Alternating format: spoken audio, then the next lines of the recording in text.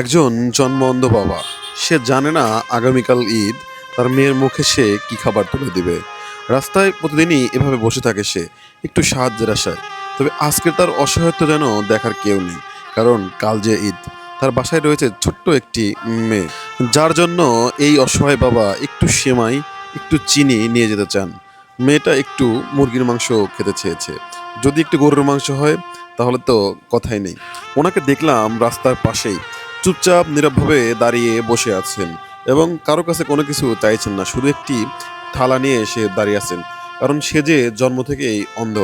তার মেয়েটি একটু গরুর মাংস যদি ঈদের দিন পায়, হয়তো অনেক খুশি হবে।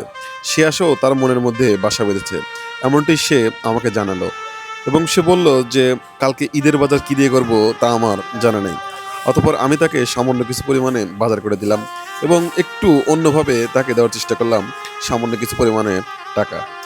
হয়তো আপনার একটু সহানুভূতিতে এমন একজন মানুষের একটি দিন সুন্দর হতে পারে। তাই এই ভিডিওটি দয়া করে যে যেখান থেকে দেখছেন শেয়ার করবেন।